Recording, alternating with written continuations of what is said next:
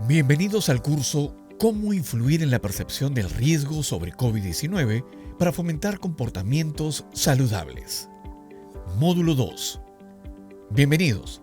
El objetivo del curso es compartir los hallazgos de las investigaciones sobre cómo influir en la percepción del riesgo a través de mensajes y, a su vez, alentar a los grupos en riesgo a promulgar y mantener medidas de protección de la salud relacionadas con la COVID-19.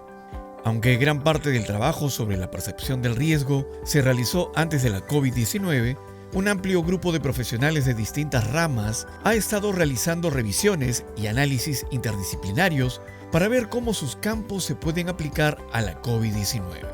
Por lo tanto, nuestra práctica de comunicación de riesgos está integrando los resultados de esta amplia gama de especialistas más de lo que hemos visto antes.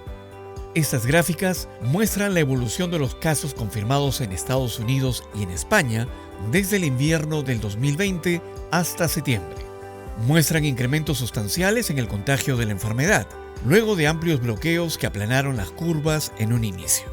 Sin embargo, a medida que estos países flexibilizaron las restricciones, la capacidad de mantener la transmisión a un nivel bajo dependió de que las personas adoptaran comportamientos seguros cuando volvían a ingresar al lugar de trabajo, las escuelas, los mercados y el transporte público. Pero no fue así. El aumento de casos en estos países y en muchos otros fue causado por una serie de variables, pero la percepción del riesgo ha jugado un papel importante.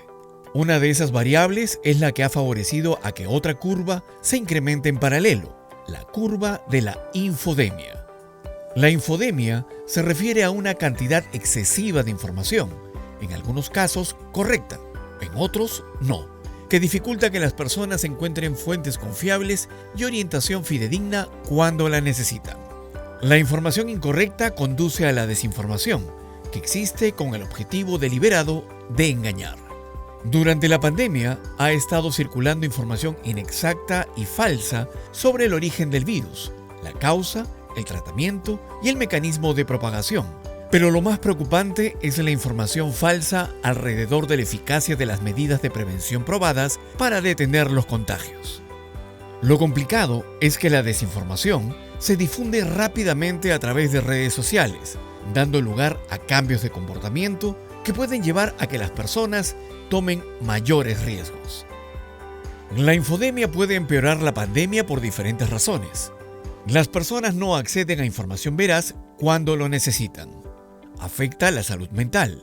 Cualquiera puede publicar. Existen muy pocos mecanismos de control de calidad de la información. Afecta la toma de decisión. Las personas pueden ser inducidas al error y tomar malas decisiones en momentos determinantes.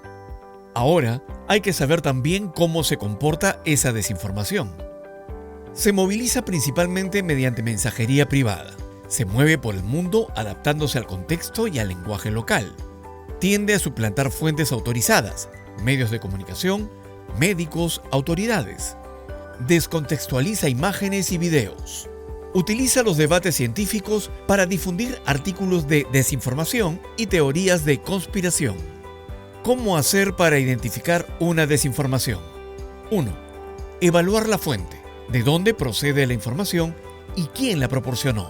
Incluso si fue un amigo o un familiar, se debe comprobar la fuente. 2. No conformarse con los titulares, ya que pueden ser intencionadamente provocativos o sensacionalistas.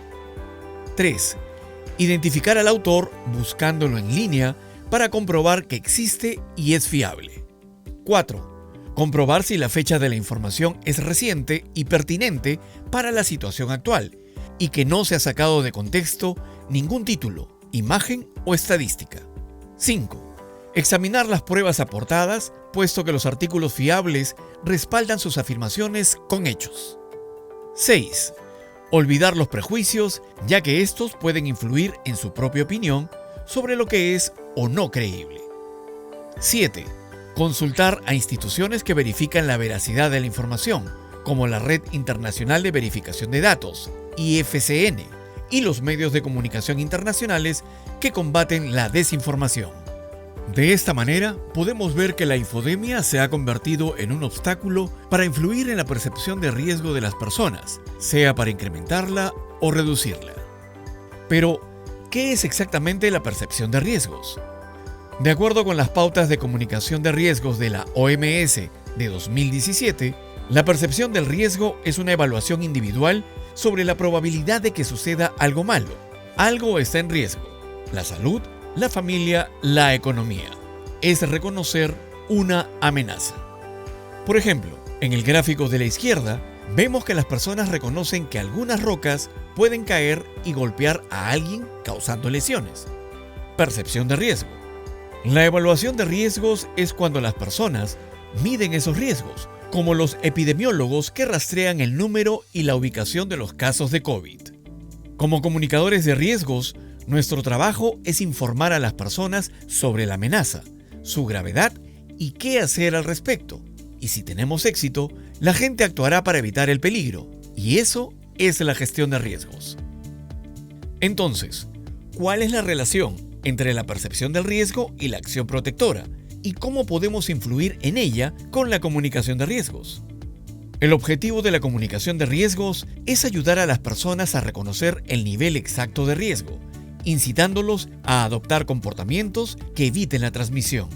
Sin embargo, como hemos visto en el módulo anterior, existen las personas que son demasiado cautelosas ante la amenaza y dejan de protegerse contra otras amenazas latentes y, por ejemplo, no van a las clínicas de necesitarlo o no vacunan a sus niños. También existen los fatalistas que sobreestiman el riesgo y no se sienten capaces de enfrentarlo. Y también están los despreocupados que ven el riesgo demasiado bajo como para actuar al respecto. Está claro que tenemos la necesidad de equilibrar la esperanza y la preocupación en la comunicación. Necesitamos encontrar la manera de que ambos coexistan. Uno de los desafíos que ha tenido el personal de comunicación de riesgos ha sido obtener información a partir de los recursos de recopilación de data desde diferentes canales, para luego procesarlos en tiempo real, con el fin de integrarlos a los mensajes y otras actividades de comunicación. El año pasado, realizaron un metaanálisis de la percepción del riesgo relacionado con la COVID-19. Descubrieron que explicar la ciencia detrás de la necesidad de tomar medidas de protección no se traduce necesariamente en un cambio real de comportamiento. En cambio, la comprensión pública del riesgo se ve influenciada por las emociones y otras consideraciones, como la familiaridad de la amenaza, la incertidumbre, el terrible potencial catastrófico, la controlabilidad, la equidad, el riesgo para las generaciones futuras y la percepción de los compañeros. Este gráfico nos muestra, a la derecha, las amenazas que aumentan la preocupación del público. Esa es la percepción de alto riesgo. Y a la izquierda están aquellas características que causan menos preocupación. Las personas se preocupan por los riesgos que no han aceptado voluntariamente, en contraposición al riesgo que podrían aceptar si participaran voluntariamente, por ejemplo, en un deporte de alto riesgo. A las personas les preocupan más los riesgos sobre los que no tienen control que los que saben cómo prevenir. Están más preocupadas por las amenazas desconocidas que por las familiares. Los riesgos que causan un daño permanente o catastróficos se toman más en cuenta que los reversibles. Las amenazas a los niños causan más miedo y preocupación que aquellas que se dirigen principalmente a los adultos. La falta de equidad también tiende a causar más preocupación cuando la amenaza de una enfermedad afecta a algunos grupos más que a otros.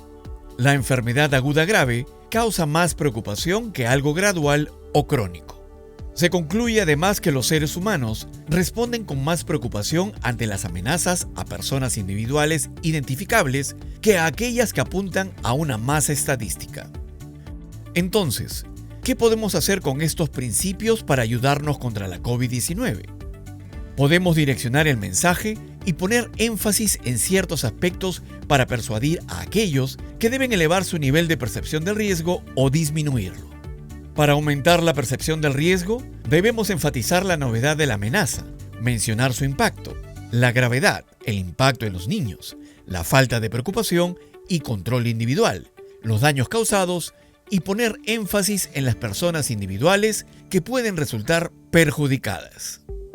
Por el contrario, para reducir la percepción del riesgo, podemos enfatizar en transmitir mensajes que resulten familiares para el público, mencionar la naturaleza crónica de la enfermedad, mencionar los casos leves que tienen un impacto menor en los niños, decir en qué parte sí tenemos control sobre la enfermedad, hacer que confíen en su capacidad para realizar las recomendaciones relativas a la amenaza, mencionar que existen causas naturales del daño y enfatizar el bajo impacto estadístico. A continuación, se muestra cómo 4 principios pueden aumentar o disminuir la percepción de riesgo. Mensaje 1. El COVID-19 puede causar una enfermedad grave. Aproximadamente 1 de cada 5 personas que lo contraen necesitan atención hospitalaria. Este mensaje enfatiza el inicio agudo y la gravedad de la enfermedad. Mensaje 2. La COVID-19 ha llevado a este país al límite con muchos trabajadores de la salud frustrados y desamparados. Un médico dijo recientemente que está agotado por la política, agotado por los rumores y la ignorancia, y agotado por la codicia y la pobreza. Este mensaje se centra en las actividades creadas por el hombre, que agravan la amenaza y provocan niveles más altos de percepción del riesgo. Esos son algunos de los principios que aumentan la indignación, el miedo y la preocupación del público. Ahora, en el lado derecho, vemos principios dirigidos a disminuir la percepción de riesgo. Mensaje 3. La enfermedad causada por la infección por COVID-19 es generalmente leve, especialmente en niños y adultos jóvenes. Por tanto, el mensaje se centra en el bajo impacto en los niños. Mensaje 4. Podemos canalizar nuestras preocupaciones en acciones concretas. Por ejemplo, lavándonos las manos de manera regular y teniendo una buena higiene respiratoria. De esa manera, el principio de percepción del riesgo es: usted tiene control sobre las acciones de protección. Ahora, veamos más ejemplos de cómo se pueden utilizar los principios en mensajes dirigidos a grupos en riesgo que experimentan diferentes niveles de preocupación. Mientras haya personas sin vacunar, el virus seguirá circulando y, por lo tanto, el riesgo de que surjan nuevas variantes es una preocupación. El principio de percepción de riesgo está dirigido a plantear una preocupación haciendo referencia a la falta de control sobre la amenaza o la intervención. Mensaje 2. Las personas con problemas de salud subyacentes son particularmente susceptibles a hospitalizaciones, enfermedades graves y muerte. Acá se plantea la preocupación en función de la aparición repentina y la naturaleza grave de la enfermedad. Mensaje 3. La COVID-19 está interrumpiendo los servicios de inmunización que salvan vidas en todo el mundo, poniendo a millones de niños en riesgo de contraer enfermedades como la difteria, el sarampión y la poliomielitis. El principio de percepción del riesgo de este mensaje es generar preocupación por la falta de atención que el público le está poniendo a otras enfermedades en niños. Mensaje 4. Lave las frutas y verduras de la misma manera que lo hace bajo cualquier circunstancia. Antes de manipularlos, lávese las manos con agua y jabón. Se plantea una menor preocupación basada en la familiaridad con la enfermedad o los comportamientos recomendados. En conclusión, no podremos influir en la percepción del riesgo de todos. Las afiliaciones políticas, los rumores y las teorías de conspiración crean otras barreras. Pero si las autoridades sanitarias conocen la percepción de riesgo de las partes interesadas y adaptan constantemente los mensajes, podemos influir en la forma en que las personas responden a la enfermedad, de manera que las comunidades perciben sus niveles precisos de riesgo y actúen en consecuencia.